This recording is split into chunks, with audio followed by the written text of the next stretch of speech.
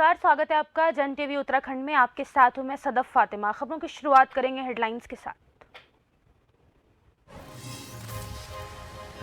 CM Dhami का बयान, आगामी 10 साल उत्तराखंड की गति और उन्नति की जा रही मार्ग शक्ति के उत्पादों की मार्केटिंग, ग्रामीण क्षेत्रों के विकास के लिए करेंगे क्षमताओं का इस्तेमाल।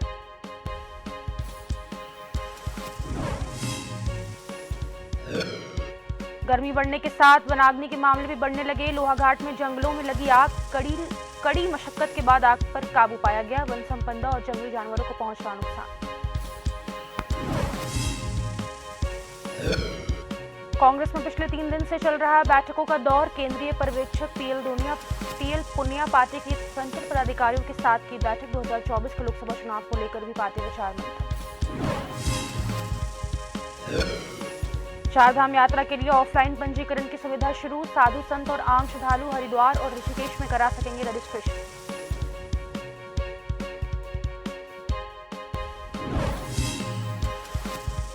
पहाड़ी इलाके में जारी है मौसम की अटखेलियां। निचले इलाकों में बारिश और चोटियों पर बर्फबारी।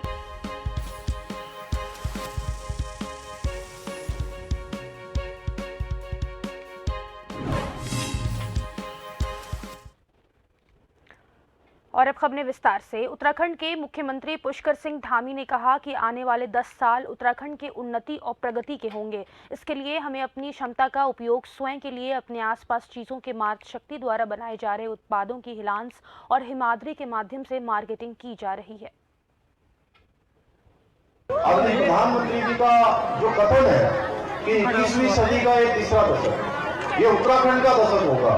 यानी कि आने वाले 10 साल ये उत्तराखंड की उन्नति के होंगे, उत्तराखंड की प्रगति के होंगे, उत्तराखंड की गति के होंगे। हमारे सरकारी स्टॉलों पर हमारी जो मातृशक्ति है, जो उनके द्वारा अपने स्वयं सहायता समूह के माध्यम से जो उत्पाद बनाए जा रहे हैं, जिन स्थानीय उत्पादों का वो आज निर्माण कर रहे हैं, जिनका विपणन कर रहे हैं, बाजारों में बेचने का काम कर रहे हैं, अपने हिलांस और हिमाद्री के नाम से जो हमारे यहाँ के जो ब्रांड है, उन ब्रांडों के माध्यम से उनकी मार्केटिंग हो रही है। हालांकि हम उसको आगे एक जगह पर इंटीग्रेटेड करने वाले हैं, लेकिन उसके बावजूद भी मुझे बताते हुए खुशी हो रही है कि जब हम उन उत्पादों को देखते हैं तो आप सच मानिए कि कई बार ऐसा होता है कि ये उत्पाद हमारे, ये बड़ी बड़ी जो अंतर्राष्ट्रीय कंपनियां, जिनको मल्टीनेशनल कंपनियां कहते हैं, उन मल्टीनेशनल कंपनियों को भी फेल करने का काम करते हैं, जिनको मेरी माताएं बहनें उत्तराखंड की, जिनको निर्मित करने का काम करती है, उनको बनाने का काम करती है।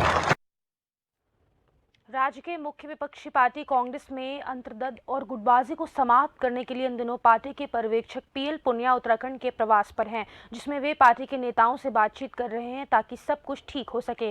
कांग्रेस के भीतर मचे इस घमासान को लेकर बीजेपी प्रदेश अध्यक्ष महेंद्र भट्ट ने कहा कि कांग्रेस का वातावरण अब ठीक नहीं रहा है। जहाँ वह प्रदेश प्रभारी के खिलाफ ही अविश्वास चल रहा हो, वहाँ पर कुछ ठीक नहीं हो सकता। बीजेपी प्रदेश अध्यक्ष ने कहा कि इन दिनों कांग्रेस के नेता गलत ट्रैक पर चल रहे हैं और यही वजह है कि उनके प्रदेश अध्यक्ष की तरफ से भी पार्टी पदाधिकारियों को गलत लाइन देने का काम किया जा रहा है।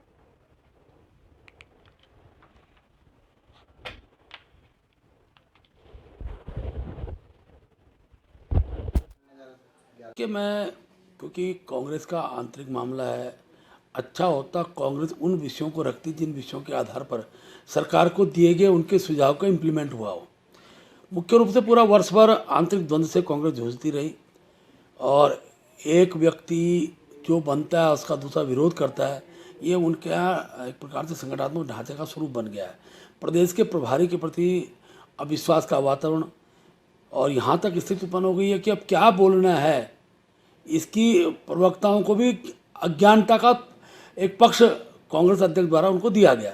तो आशा यही है कि जब आंतरिक द्वंद्व होता है, उसके पीछे कारण क्यों नहीं होता है कि जो इश्यूज होते हैं, जो जनता से जुड़े मुद्दे होते हैं, जब उन मुद्दों का खरास हो जाता है। कांग्रेस में चल रहे घमासान को लेकर बीजेपी ने एक बार फिर कटाक्ष किया है। बीजेपी ने कहा कि कांग्रेस के भीतर हो रही बयानबाजी सुनियोजित है। प्रदेश प्रवक्ता वीरेंद्र बिष्ट का कहना है कि कांग्रेस के भीतर एक गुट चाहता है कि प्रदेश प्रभारी को हटाया जाए, लेकिन एक गुट उनकी पैरवी करता नजर आ रहा है। उन्होंने कहा कि कांग्रेस के भीतर की गुटबाजी कभी कम नहीं होगी, चाहे केंद्र का कोई भी नेता इसकी समीक्षा करे। बता दें कि बीते रोज जब पर्यवेक्षक पीएल पुनिया नेताओं से मुलाकात कर रहे थे। उसके बाद भी कुछ कांग्रेस नेता बाहर आए और मीडिया में बयान देकर प्रदेश प्रभारी के खिलाफ एक बार फिर मोर्चा खोला। पर्यवेक्षक देहरादून में ही मौजूद हैं। हालांकि पर्यवेक्षक की आलाकमान को रिपोर्ट सौंपने के बाद कुछ फेरबदल होता है और कितना अंकुश बयानबाजी पर लगता है, यह एक बड़ा सवाल है। कांग्रेस में जो कुछ भी हो रहा है प्री प्लानिंग हो रहा है, ये सब कुछ पहले से तय था और एक गुट चाहता है कि उनके जो प्रभारी हैं देवेंद्र यादव, उनको तुरंत हटाया जाए। वो गुटबाजी को बढ़ावा दे रहे हैं। एक सीनियर नेता आए हैं पीएल पुनिया, उनके और पर्यवेक्षक के रूप में आए हैं। वो बैठक कर रहे हैं, इंटरव्यू कर रहे हैं, सबको एक साथ मिलाने की बात कर रहे हैं और बाहर आकर उनके पार्टी के नेता ही जो है गुटबाजी को बढ़ावा देने के लिए अपने परिवार को हटाने की बात कर रहे हैं कि वो गुटबाजी बढ़ा रहे हैं। तो गुटों में बटी हुई कांग्रेस पार्टी है। ये गुटों में जो बटी हुई पार्टी रहती है, ये कभी इसके गुट खत्म नहीं होते। कांग्रेस पार्टी में पिछले 3 दिनों से लगातार बैठकों का दौर जारी है। आज भी केंद्रीय पर्यवेक्षक पीएल पुनिया पार्टी के फ्रंटल पदाधिकारियों के साथ बैठक की है।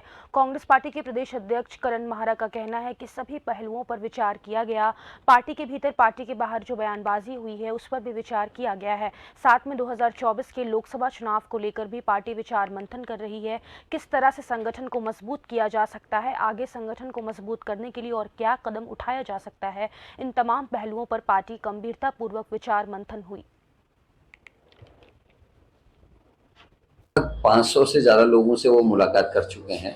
परसों 4:30 बजे से सिलसिला शुरू हुआ था जो रात के 11 बजे तक चला है।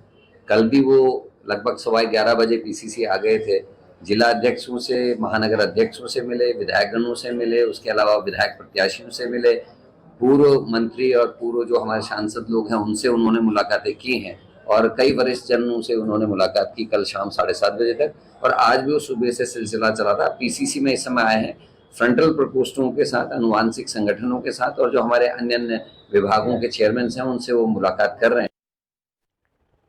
माफिया अतीक अहमद और उसके भाई की हत्या के बाद उत्तराखंड पुलिस भी अलर्ट मोड पर है। डीजीपी अशोक कुमार ने सभी पुलिस अधिकारियों को इस संबंध में निर्देशित किया है। उत्तराखंड पुलिस की ओर से उत्तर प्रदेश से सटी सभी सीमाओं पर सघन चेकिंग अभियान चलाया जा रहा है।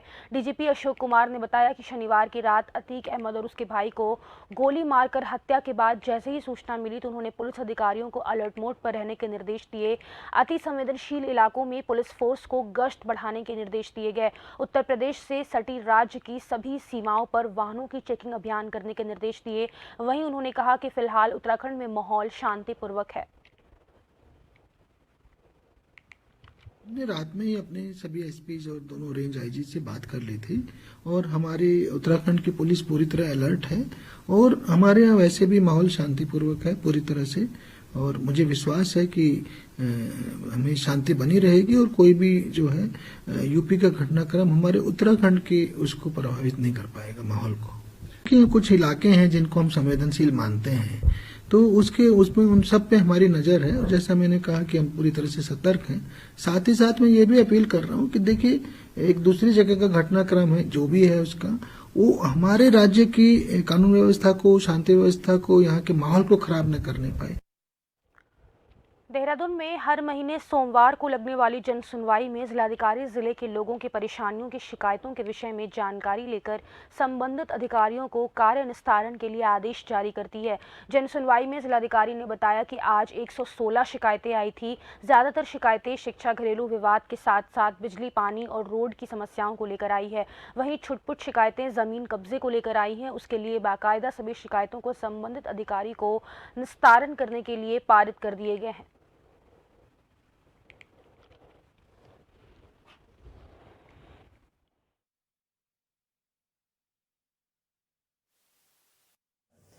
करीबन 116 के आसपास हमारे पास शिकायतें आई हैं जिनमें कि हर बारी जिस तरह से लैंड डिस्प्यूट्स की, आस पड़ोस के विवाद की और घरेलू विवाद की बहुत सारी शिकायतें आती हैं, पानी की, बिजली की तो हमारे पास आती हैं। तो वो सभी हमने कोशिश की है मैक्सिमम का निपटारा किया जाए या फिर अगर कोई डिस्प्यूट है तो उसको अपने ही लेवल पर रिजॉल्व करने की कोशिश की जाए म्यूचुअली।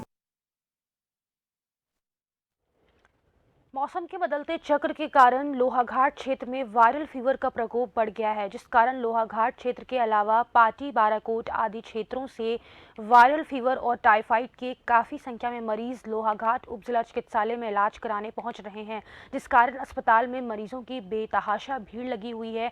लोहाघाट उपजिला चिकित्सालय के चिकित्सा अधीक्षक डॉक्टर जुनेद कमर ने बताया कि इस समय मौसम में बदलाव होने के कारण और दूषित पानी पीने से वायरल फीवर और टाइफाइड के काफ़ी मरीज इलाज कराने अस्पताल पहुंच रहे हैं। डॉक्टर कमर ने लोगों से उबला पानी पीने और खान पान में सावधानी बरतने और बुखार होने पर अस्पताल आकर उपचार कराने की अपील की है। वायरल बहुत चल रहा है, मौसम चेंज हो रहा है, गर्मी आ रही है, कभी कभी ठंड हो जा रही है, यहाँ तो वायरल हो रहा है। दूसरा, हमारे लोहाघाट में जो है पानी की समस्या बनी रहती है, पानी ठीक नहीं मिलता है, इससे टाइफाइड के पेशेंट बहुत आते हैं यहाँ पर। टाइफाइड यहाँ साल भर चलता रहता है, इस वजह से पानी की दिक्कत है। तो सर पानी जो है बॉयल करके पीना चाहिए, रात को जो है बॉयल कर लें और दिन भर यूज करें उस पानी को, और खाने को खुला ना रखें, बासी खाना ना खाएं, ताज़ा पानी पिएं। गर्मी बढ़ने के साथ साथ लोहाघाट क्षेत्र के जंगलों में आग लगने का सिलसिला भी शुरू हो गया। लोहाघाट के चौकी क्षेत्र के जंगलों में अचानक भीषण आग लग गई। ग्रामीणों ने लोहाघाट फायर स्टेशन को सूचना दी, जिसके बाद फायर स्टेशन प्रभारी श्याम बहादुर थापा के नेतृत्व में फायर कर्मी जंगल पहुंचे और 2 घंटे की कड़ी मशक्कत के बाद फायर कर्मियों ने फायर बीटिंग मेथड से आग पर काबू पाया। वहीं जंगलों में आग लगने से जंगली जानवरों को भी काफ़ी नुकसान पहुँच रहा है।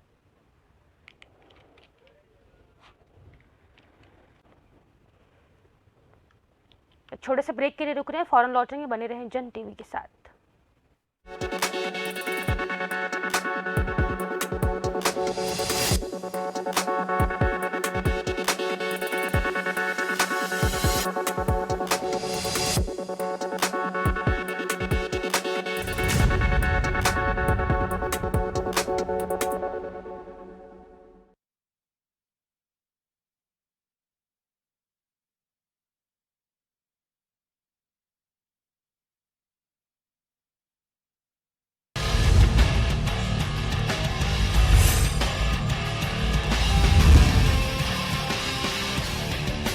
नमस्कार, मैं प्रीति अधिकारी बिजनेस हलचल में आपका स्वागत करती हूं। आइए देखते हैं बिजनेस से जुड़ी कुछ खास खबरें। तो चलिए सबसे पहले बात करते हैं बेरोजगारी के दौर में रोजगार के नए ऑफर की।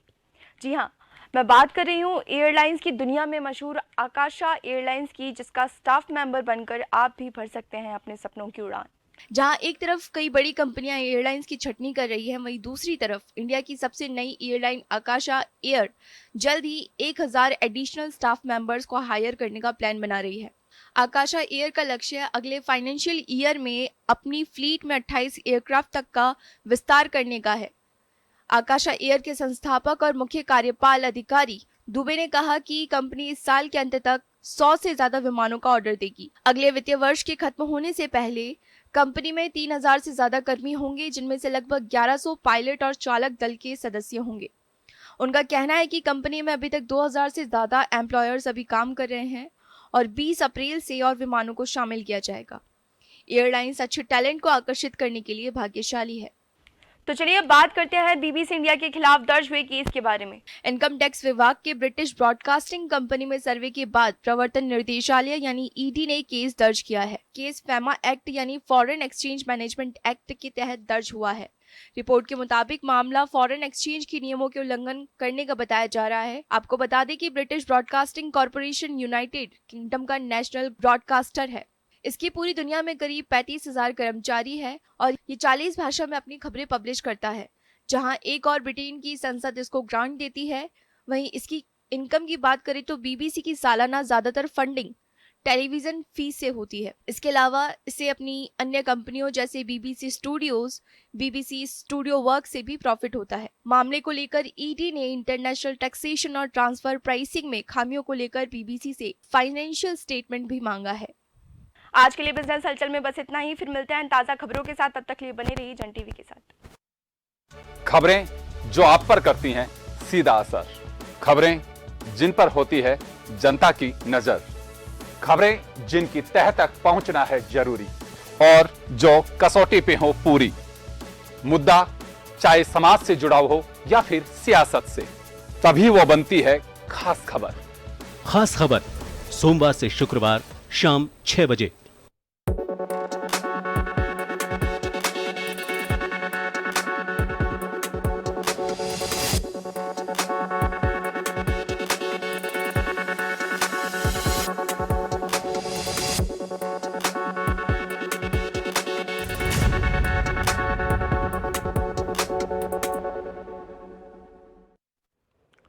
ब्रेक के बाद आप सभी का स्वागत है। तो खबरों में आगे बढ़ेंगे। अल्मोड़ा जिले के विकासखंड सल्ट के पीपल लतनोला डहला मोटर मार्ग का निर्माण कार्य शुरू होने पर ग्रामीणों ने मिठाई बांटे। विधायक निधि से सड़क का निर्माण कार्य शुरू किया गया। इस मोटर मार्ग से तल्ली भियाड़ी, मल्ली भियाड़ी, कीर्तिनगर, मुंडा, जसपुर, औलत से 700 से अधिक आबादी को लाभ मिलेगा। आखिरकार साकार हो गया। ग्रामीणों को सड़क की सौगात मिलने पर सल्ट विधायक महेश जीना का आभार जताया। सल्ट विधायक महेश जीना ने कहा कि सल्ट विधानसभा के प्रत्येक गांव को सड़क से जोड़ना मेरी प्राथमिकता है।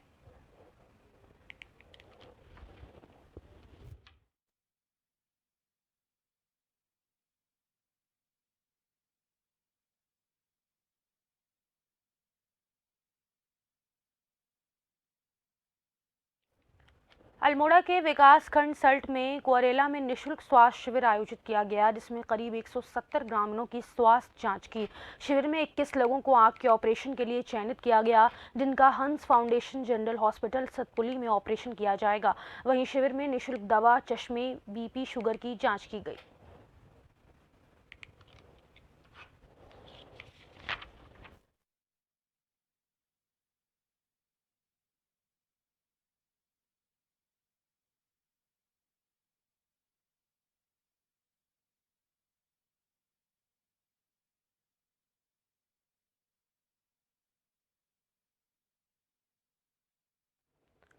चंपावत में राष्ट्रीय कृमि मुक्ति दिवस के अवसर पर सभी सरकारी, गैर सरकारी स्कूलों और आंगनबाड़ी केंद्रों में स्वास्थ्य विभाग द्वारा नैनिहालों को कीड़ों की दवा खिलाई गई। लोहाघाट उप चिकित्सालय के चिकित्सा अधीक्षक डॉक्टर जुनेद कुमार ने बताया कि जो बच्चे स्कूल नहीं आए हैं उन्हें 20 अप्रैल को दवा खिलाई जाएगी। इस दौरान काफी संख्या में क्षेत्र के नौनिहाल मौजूद रहे।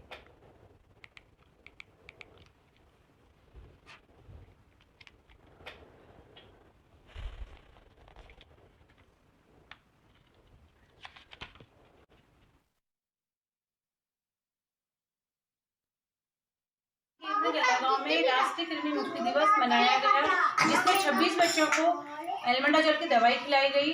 और हम ग्राम सभा से निवेदन करते हैं कि अपने बच्चे को हर 6-6 महीने में वो आंगनबाड़ी केंद्र में लाएंगे और एल्बेंडाजोल खिलाएंगे, जिससे कि बच्चे स्वस्थ और सुंदर हष्ट पुष्ट रहेंगे। आज से हमारी 17 तारीख को और 20 तारीख को जो है मॉपअप डे होता है। आज हमारे जो सरकारी स्कूल हैं और गैर सरकारी स्कूल हैं, जिसमें आंगनबाड़ी, आशा, एएनएम के सबके थ्रू उनके जो 1 साल से 2 साल के बच्चे होते हैं उनको आधी एल्बेंडाजोल की टैबलेट, और जो 2 साल से बड़े होते हैं उनको 19 साल तक एक टैबलेट तो विद्यालय में खिलाई जाती है। अगर कोई बच्चा स्कूल नहीं आता है आज के दिन, तो 20 तारीख को जो है आशा या आंगनबाड़ी द्वारा उसको कवर किया जाए। हल्द्वानी में निजी स्कूल के ओनर ने साई भजन संध्या का आयोजन किया, जिसमें भक्तगणों ने बढ़ चढ़कर हिस्सा लिया। इस दौरान साई के भजन गाते हुए लोगों में खास उत्साह देखा गया। बता दें कि यह आयोजन लगातार कई वर्षों से किया जा रहा है।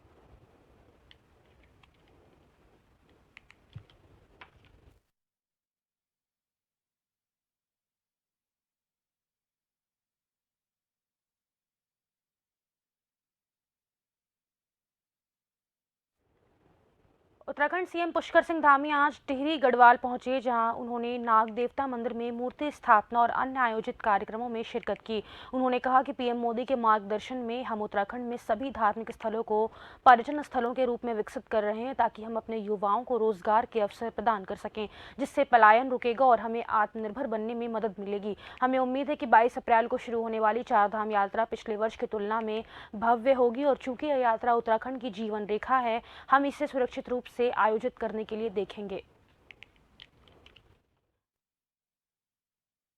भाग्य है कि मुझे आज इस पवित्र दिन पर, ऐसा पवित्र दिन जब यहाँ पर प्राण प्रतिष्ठा का कार्यक्रम हो रहा हो, ये बहुत ही पावन मौका होता है। ऐसे मौके कभी कभी जीवन में प्राप्त होते हैं, कभी कभी ऐसे मौके आते हैं।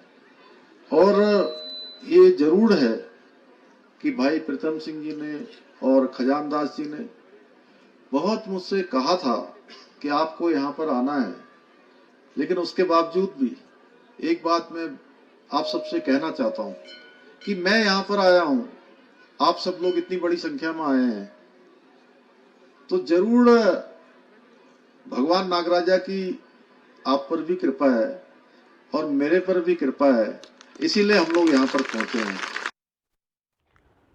मुख्यमंत्री पुष्कर सिंह धामी ऋषिकेश के दौरे पर रहे, जहां उन्होंने परमार्थ निकेतन में आयोजित गंगा समग्र अविरल गंगा निर्मल गंगा कार्यक्रम में शिरकत किया।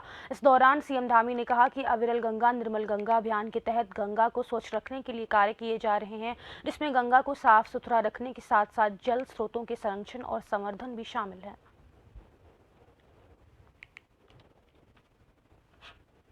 गंगा और गंगा की सहायक नदियां और जो शारदा जैसी हमारी इधर शारदा है, कोसी है, नंदौर है, ऐसी बहुत सारी नदियां हैं जो वर्षा काल में काफी उफान पर होती हैं, वो भी आगे अंतों में मिलती है सब गंगा जी, इसलिए उनकी भी स्वच्छता हो, उसके लिए भी हम लोग लगातार प्रयास कर रहे हैं, लगातार अपनी जो चीजें हैं उसको आगे बढ़ा रहे हैं।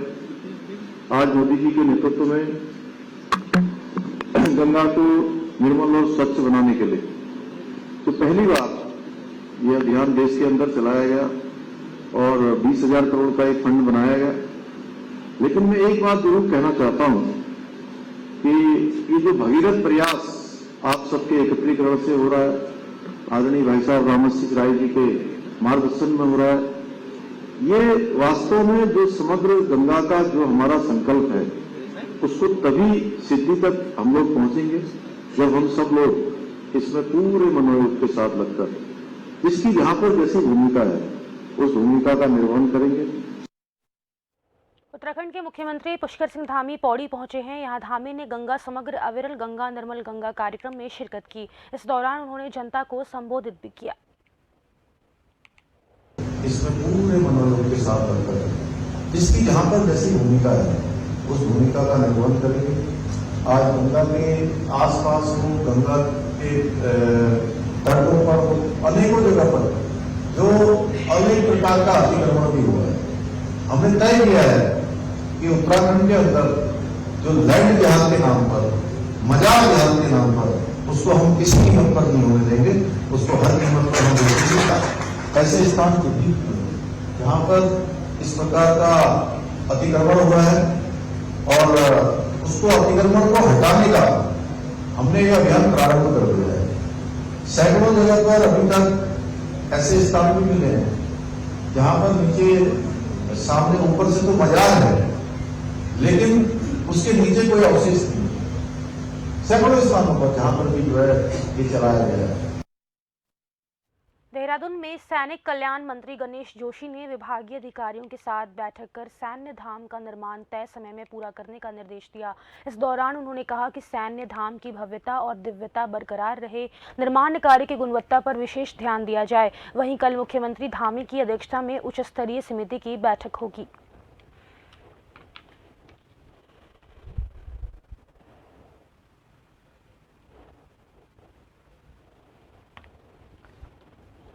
और आखिर में एक नजर हेडलाइंस पर।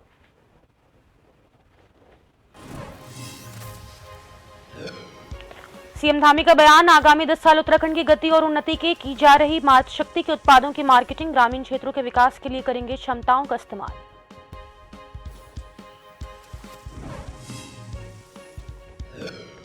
गर्मी बढ़ने के साथ वनाग्नि के मामले भी बढ़ने लगे। लोहाघाट में जंगलों में लगी आग, कड़ी मशक्कत के बाद आग पर पाया गया काबू। वन संपदा और जंगली जानवरों को पहुंच रहा नुकसान।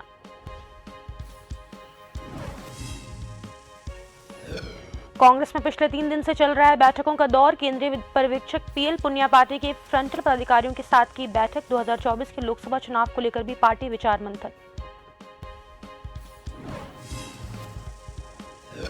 चारधाम यात्रा के लिए ऑफलाइन पंजीकरण की सुविधा शुरू। साधु संत और आम श्रद्धालु हरिद्वार और ऋषिकेश में करा सकेंगे रजिस्ट्रेशन।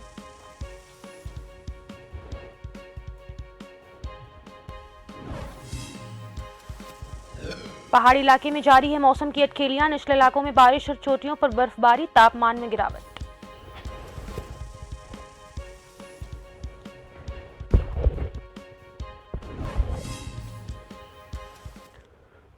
और इस वक्त के बुलेटिन में बस इतना ही। नमस्कार।